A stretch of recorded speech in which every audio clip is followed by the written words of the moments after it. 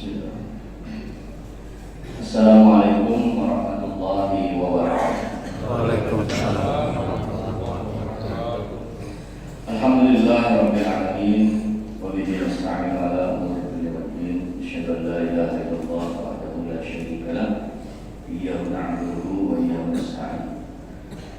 Alhamdulillahilladzi ahyana ba'da ma amatana wa ilayhi nusyur. Subhana ala fitratul Islam wa kalimatul ikhlas wa ala dinina nabiyyina Muhammad sallallahu alaihi wasallam wa ala millati abina Ibrahim hanifa wa ma kana minal musyrikin. Qala Allah ta'ala fi kitabihi al-karim, a'udzu billahi minasy syaithanir rajim. Bismillahirrahmanirrahim.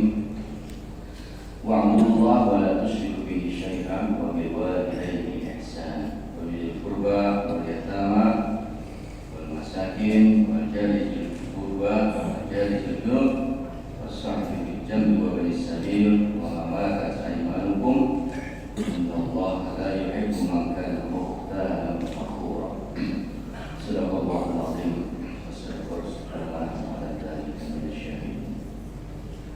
Jamaah subuh Masjid Al-Furqan yang dirahmati Allah Subhanahu wa taala.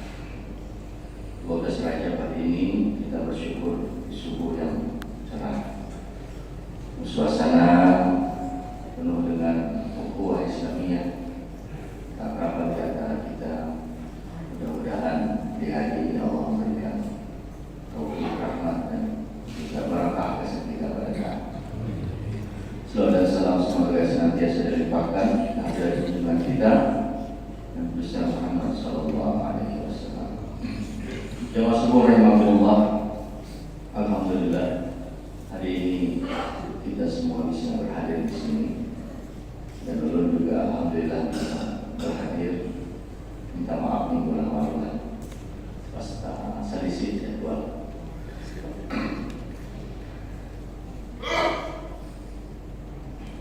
Pada ayat yang ke-36 dalam surah An-Nisa, tadi Allah Subhanahu wa taala berfirman, wa'budullaha wa la tusyriku bihi syai'an wa bil walidayni ihsana.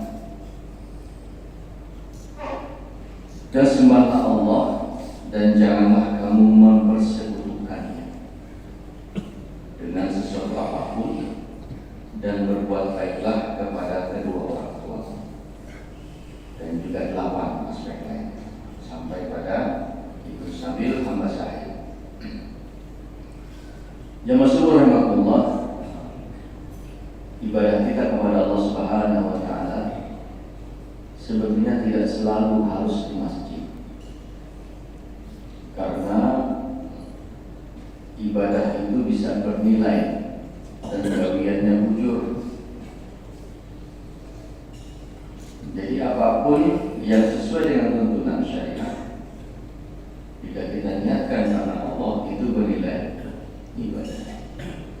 Jadi proses penyembahan dan pengakuan kita akan kemahakuasaan, keesaan dan ilah kesembahan kita kepada Allah itu wujud dalam niat dan juga kehidupan kita sehari-hari. Makanya ada istilah bekerja adalah ibadah. Nah, tapi gawian yang kayak apa yang bernilai ibadah? Yaitu yang diniatkan karena Allah, kemudian gawiannya wujud. Membangun masjid, kemudian ada muamalah lain yang kita lakukan, menyingkirkan halangan di jalan, menyingkirkan duri di jalan. Ada apa-apa Ustaz ya? Apa nama halangi di jalan bola? Ada Ustaz ya? Polisi tidur.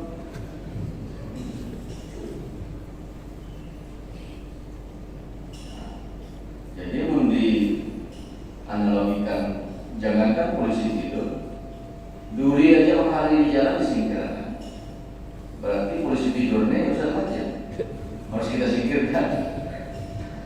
Lainnya itu bisa ya. Itu di komplek masih boleh lah. Di jalan raya jangan kurang menjejak gasing kelajuan, karena standar jalan nasional 60 km per jam. Tiba-tiba biar Anda polisi tidur, membuat orang celaka, jungkir balik orang sejamping. Nah, tapi kalau di komplek ya jangan juga terlalu laju. Itu masalahnya. Tahu aja di komplek jalan ya 20-30 km per jam, menjejak gasing lajuan, sehingga wajar kemudian warga sahih. Itu bisa. Nah, jamaah subuh rahimakumullah, bakti kita lawan kuitan salah satunya adalah mendoakan. Itu bernilai ibadah. Yang masih hidup kita doakan, yang sudah meninggal dunia kita doakan. Yang masih hidup kita bertemu langsung, kemudian mengabdikan diri kita kepada Allah dengan taat atas perintah Allah dan taat atas perintah orang tua. Ada contoh yang baik dalam kasus penerapan An-Nisa 36 ini. Bahkan inilah yang sebab menjadi turunnya ayat ini, yaitu yang terjadi pada diri seorang sahabat yang bernama Sa'ad bin Abi Waqqas. Mungkin kalian masih ingat cerita kisah Sa'ad bin Abi Waqqas. Siapa Sa'ad bin Abi Waqqas? Sa'ad bin Abi Waqqas ini adalah seorang sahabat Nabi yang bersama-sama dengan Nabi. Bahkan di antara kaum muhajirin, Sa'ad bin Abi Waqqas adalah yang paling panjang usianya.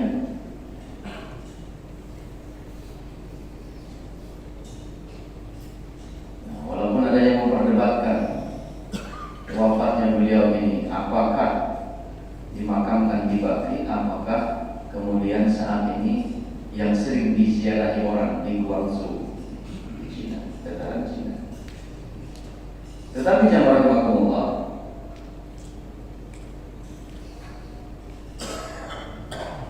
penerapan terhadap bagaimana kita berbakti kepada kedua orang tua dicontohkan oleh Sa'ad bin Abi Waqqas.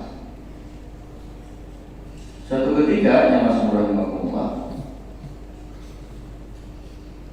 setelah mengetahui Sa'ad bin Abi Waqqas ini masuk Islam, maka sang ibu kemudian protes.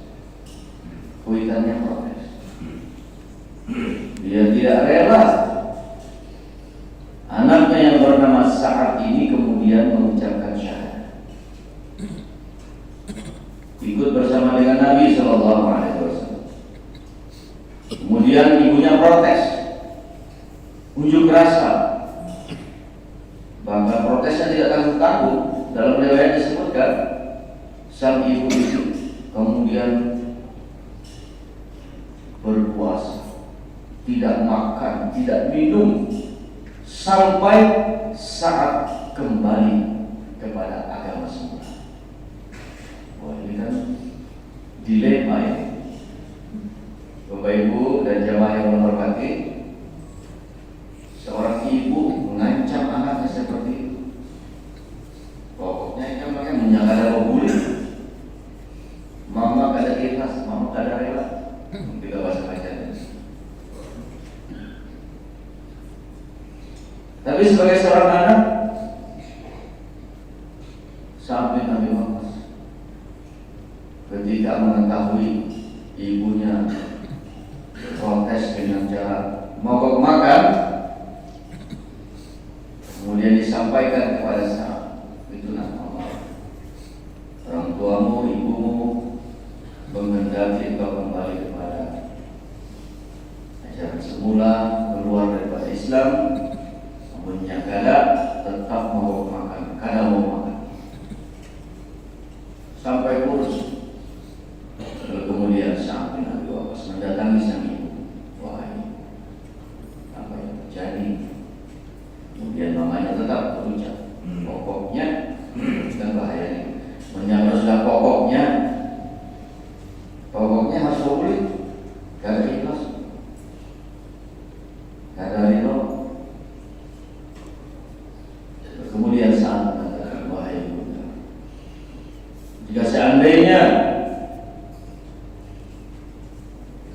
engkau memiliki 100 nyawa,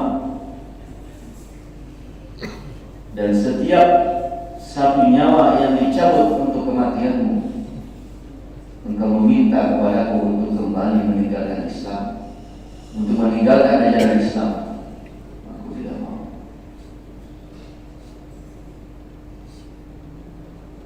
Sama-sama harus judulnya.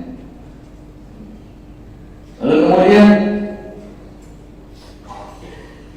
sang ibu akhirnya luluh juga. Biasa, wahai ibunda, makanlah, minumlah. Aku sudah memilih sebuah keputusan bahwa Islamlah ajaran yang benar, dan aku sudah mengucapkan syahadat, bersaksi tidak ada Tuhan selain Allah, dan aku bersaksi Muhammad adalah utusan Allah. Nah, jamaah sekalian, hal ini kemudian menjadi sebuah contoh. Lalu kemudian para sahabat bertanya kepada Nabi, apa urusannya ketaatan dengan kuitan itu dikaitkan dengan keimanan seseorang? Sehingga kemudian Sa'ad bin Abi Waqqas lah yang menjadi contoh terhadap ini. Akhirnya kemudian ibunya sadar bahwa pilihan Sa'ad bin Abi Waqqas terhadap agama ini sudah tidak bisa digugat lagi, dan kemudian Allah Subhanahu wa taala menurunkan firman-Nya yang ada dalam surah Luqman ayat 15. Jadi Nabi mencontohkan ini. Yang digawi oleh Sa'ad itu bujur itu. Jadinya adalah A'udzubillahi minasyaitonirrajim. Bismillahirrahmanirrahim. Wa in jahadaka 'ala an tusyrika bi ma laysa laka bi 'ilm fala tuti'huma wa sahibuhuma fid dunya ma'rufan wattabi' sabila man anaba ilayya summa ilayya marji'ukum fa unabbi'ukum bima kuntum ta'malun. Jadi jika keduanya memaksamu untuk mempersekutukan dengan aku sesuatu yang tidak ada pengetahuanmu tentang itu, maka janganlah kalian mengikuti. Nah, jadi bab ini saja, bahwa ketaatan kepada orang tua itu tidak berlaku ketika permintaan dari kedua orang tua kita itu mempersekutukan Allah. Tetapi dalam ayat berikutnya, pergaulilah mereka, berinteraksilah dengan mereka, tetaplah ketaatan secara fisik, bahwa kita harus memperlakukan keduanya dengan sebaik-baiknya. Katakanlah berbeda pilihan, misalnya Sa'ad bin Abi Waqqas sudah berislam, orang tuanya masih musyrik, tetapi sebagai seorang anak Sa'ad tetap harus memperlakukan kuitannya dengan sebaik-baiknya. Kemudian hanya kepadamulah kembalimu, maka beritahukanlah kepada mereka apa yang telah mereka kerjakan. Surah Luqman ayat 15. Jamaah sekalian rahimakumullah, berbeda pilihan dalam agama, apalagi antara orang tua dan anak, itu memang sangat sulit. Tetapi itulah pilihannya. Tapi Islam mengajarkan, ya, kita tetap harus memperlakukan kuitan kita yang agama tadi dengan sebaik-baiknya. Berbeda agama pun tetap memperlakukannya dengan sebaik-baiknya, apalagi yang memang kuitan kita juga adalah orang yang membimbing kita menuju Islam dengan sebaik-baiknya, dan juga adalah kuitan kita yang melahirkan kita, memberikan nama kita yang baik, yang kemudian membimbing kita semua, apalagi mendidik kita dengan sebaik-baiknya, menyekolahkan kita, mencarikan jodoh kita dengan sebaik-baiknya, maka sudah menjadi keharusan bahkan kewajiban untuk tetap taat kepada kedua orang tua. Ada contoh lain, sekedar oleh-oleh, 10 Februari yang lalu, selama 1 minggu, ulun berkesempatan untuk melihat bagaimana negara Jepang itu mengelola dan memperlakukan para lansia. Contoh ulun kira, bahkan ulun sempat bergumul dalam hati, sampai kayak ini kan mereka memperlakukan orang tua. Walaupun ulun tidak tahu apa yang mereka perlakukan itu apakah orang tuanya sendiri atau tidak, tetapi bagaimana mereka memanusiakan para lansia, orang-orang tua, itu luar biasa. Ulun rasa beginilah seharusnya Islam memperlakukan orang tua. Karena apa? Kita tahu penduduk Jepang itu sedang mengalami problem yang luar biasa terkait dengan tingginya angka usia tua. Jadi yang tua-tua itu banyak, 30%. Tahun 2030 itu 35% penduduk Jepang itu berusia di atas 67 tahun. Jadi rupanya kebanyakan orang tua ini jadi problem juga. Kalau kemudian negara tidak hadir, ya, organisasi-organisasi tidak hadir untuk memperlakukan mereka, menangani mereka dengan sebaik-baiknya. Kita tahu bahwa penduduk dengan usia lansia tertinggi ya Jepang. Penduduk tertua juga ada di beberapa provinsi, prefektur di Jepang.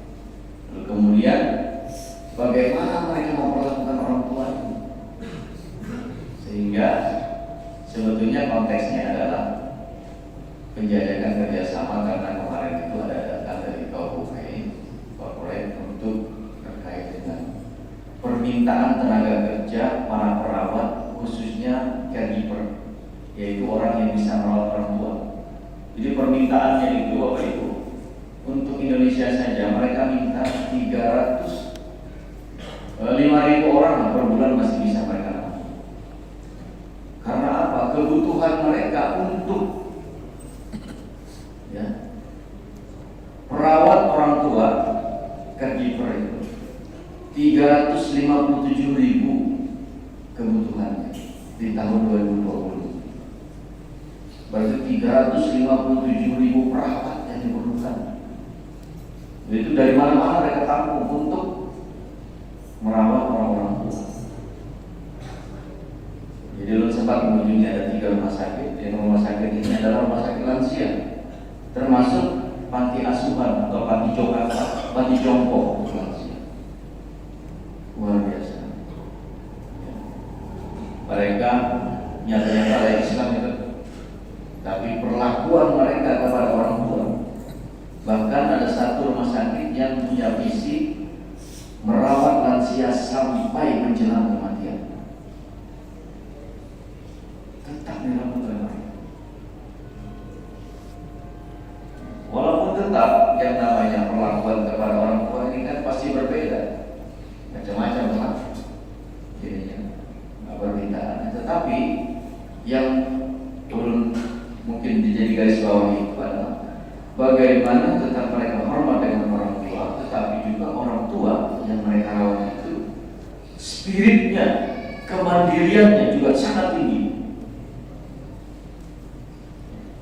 Kalau sekedar memegang payung saja mereka nggak mau nyuruh orang lain. Makanya kadang orang berisi kalau ada ajudan pakai payung.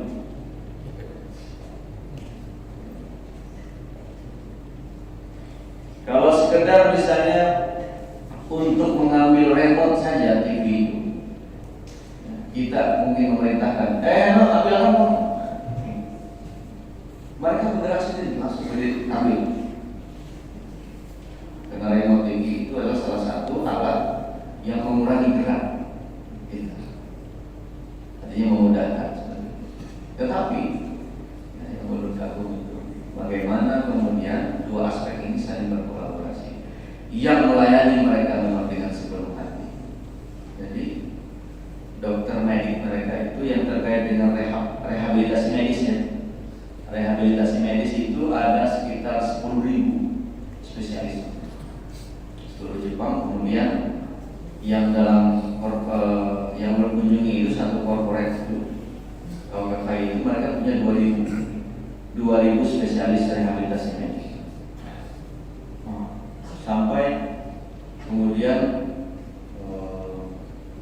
Kadinkes yang mengatakan bahwa kalau di kita di Indonesia tidak ada perawat yang memperlakukan orang tua seperti itu. Nah, mohon maaf belum pada perawat. Mentalitas didikan perawat di Indonesia tidak sampai kepada bagaimana ya, mau mengangkat, kemudian melatih mereka. Karena intinya adalah kata yang mendampingi kami itu, sebetulnya kemandirian orang tua ini, penyembuhan terhadap mereka ini bukan kepada canggihnya perawatan yang kami miliki, tetapi bagaimana memperlakukan mereka dengan sepenuh hati, melayani mereka, membimbing mereka dengan sepenuh hati. Jadi kuncinya bukan di alat ternyata, kuncinya adalah bagaimana memberikan pelayanan terbaik bagi mereka. Karena memang di Indonesia, atau di Jepang, sama mungkin dengan di Indonesia prosesnya seperti BPJS, ya, BPJS sama. Karena seluruh warga ditanggung kesehatan. Kalau misalnya standar cuci darah saja, itu mereka standar cuci darah itu 3 kali dalam 1 minggu. Sekali cuci darah standar sekitar 3 juta rupiah kalau dirupiahkan. Nah, jadi itulah yang diberikan oleh negara kepada warga, terutama warga yang lansia. Belum melihat bahwa bagaimana perlakuan mereka kepada orang tua demikian hormat, ya, kemudian begitu melayani dengan sebaik-baiknya. Minimal yang perlu lihat ya, perlu tidak bernilai, tetapi betul-betul seperti itu. Sehingga kemudian merasa bahwa kita yang diperintahkan oleh Allah untuk taat kepada orang tua, memperlakukan para lansia dengan sebaik-baiknya. Kenapa tidak melakukan itu? Itu masalah. Jadi contoh, ya, walaupun ini mereka bukan beragama Islam, tetapi mereka memperlakukannya seperti itu. Lalu kemudian yang masuk rahimahumullah, wala tusyriku bi syai'a wa bil walidaini ihsan. Tidak mensyarikatkan Allah, kemudian berbaktilah kepada kedua orang tuamu dengan sebaik-baiknya. Sehingga perlu sering mengingatkan kepada diri dulu sendiri, bagi orang tua kita yang sudah meninggal dunia, jangan lupa mendoakan mereka. Selain itu, jamaah ziarah-ziarah sebelum pian ziarah ke tempat-tempat yang mungkin dalam pakai ziarah tur, namun wajib diziarahi itu adalah makam kita. Bagi pribadi kita, kalau soal keramat atau tidak itu persoalan lain. Tetapi bagi pribadi kita yang punya orang tua kita itu lebih mengeramat, bahasa masyarakat, lebih mengeramat dibandingkan dengan kuburan-kuburan ini. Makam yang sampai ya, kita kemudian mendatangi orang-orang alim, mendatangi siapapun, tapi kuitan kita hanya terdatangi. Justru itu yang sebetulnya ya, kunci sukses kita. Bagaimana kita kemudian melayani orang tua kita dengan sebaik-baiknya, ya, kemudian mendoakan mereka, memperlakukan mereka bagaikan ya harusnya bagai raja sebetulnya perlakuan kita kepada orang tua kita. Apalagi yang sudah tua, apalagi yang hanya duduk di kursi roda, kemudian apalagi yang kemudian sudah tidak bisa jalan, sudah berbalik, maka itu sebetulnya yang harus kita perlakukan dengan sebaik-baiknya. Jangan kita perlakukan mereka dengan kata-kata apa, hanya sekedar kemudian mengeluarkan kalimat kata-kata yang menyinggung perasaan mereka pun jangan sampai. Nah, jamaah syukur Allah, tadi ulun teruskan tentang Sa'ad bin Abi Waqqas, bahwa kemudian Sa'ad bin Abi Waqqas ini adalah yang memberikan banyak sekali teladan kepada kita, khususnya bagaimana membenarkan apa yang dilakukan oleh sahabat Nabi Muhammad. Lalu kemudian jamaah subhanallah, dalam perjalanannya seorang sambil Abi Waqqas ini dalam riwayat disebutkan bahwa dia ini memang sahabat Nabi ini memang 2 kali ternyata datang ke danau Cina karena perintah Rasul Sallallahu Alaihi Wasallam. Jadi di zaman Utsman bin Affan dia kemudian kembali. Jadi 2 kali di zaman Nabi, lalu kemudian di zaman Utsman membawa yang namanya Quran Utsman. Itu yang disebutkan dalam riwayat. Dan kemudian saat itu juga kita mengetahui bahwa masjid yang dibangun oleh Sa'ad bin Abi Waqqas yang pertama kali di Guangzhou itu usianya sekarang sudah hampir 1300 tahun. Berarti zaman Nabi Sa'ad memang sudah ke sana, sudah berdakwah ya ke dataran Cina, khususnya masuk di pelabuhan Guangzhou. Itu riwayatnya. Dan musola atau masjid yang dibangun pertama kali yaitu Masjid Sa'ad bin Abi Waqqas. Masjid Sa'ad bin Abi Waqqas ini berada di tengah-tengah kota sebetulnya, dan itu adalah kawasan heritage atau kawasan yang dilindungi, karena di situ disebutkan ada kurang lebih 100.000 kaum muslimin.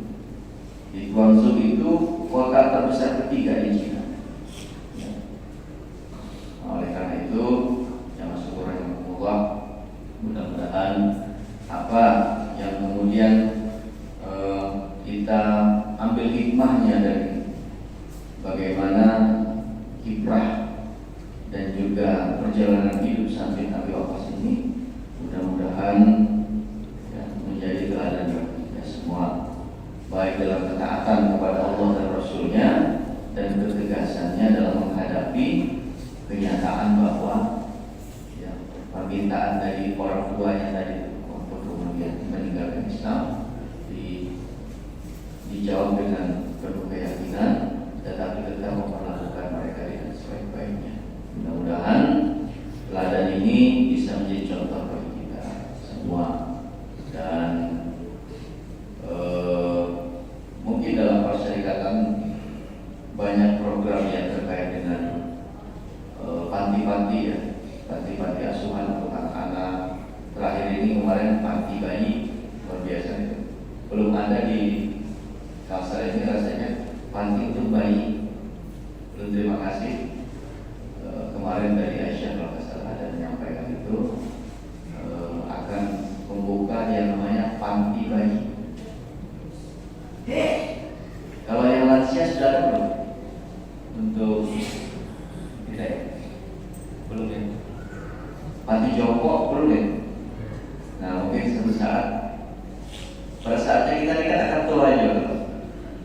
Nah mudah-mudahan yang kemudian dilakukan dengan manusiawi adalah salah satu contohnya bagaimana panti jompo itu tetap seperti milik sendiri, tetapi ada desain khusus, semuanya bisa menuju ke satu tempat untuk saling berkomunikasi. Jadi bukan kemudian terpisah-pisah, tidak, tetapi kamar-kamarnya itu didesain khusus, kemudian mereka bisa beraktivitas di tengah-tengah ruangan itu dengan sebaik-baiknya. Ada program-program yang kemudian bisa diperlakukan dengan baik ya, yang melihat kemarin. Dan kemudian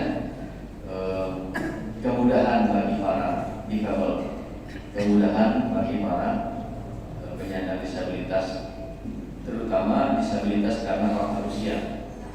Jadi ada mobil khusus yang akan jemput mereka. Jadi ternyata ada 2, ada yang memang dirawat di panti jompo, ada yang dirawat di rumah sakit situ, tetapi ada juga yang rutin ikut program pembelajaran dan mereka ini antar jemput tiap hari. Jadi diambil jemput jam 8 pagi, kemudian mereka beraktivitas untuk program, ya, nanti sore dikembalikan lagi, diantar lagi. Termasuk yang pakai kursi roda. Pakai kursi roda, ada mobil khusus yang menjemput mereka, sehingga kemudian mereka hanya duduk di kursi roda. Kemudian mobilnya yang didesain khusus untuk bisa mudah keluar masuk mobil. kemudian tinggal turun jalan sendiri. Nah, jadi memang kemandirian memang tetap harus dikedepankan, ya. Tetapi kemudian perlakuan kita juga kepada orang tua kita dengan sebaik-baiknya itu juga menjadi salah satu contoh. Jadi demikian mungkin yang bisa saya sampaikan. Terima kasih banyak atas kesempatan yang diberikan silaturahim kita subuh ini. Mudah-mudahan program ini bisa berjalan dengan baik.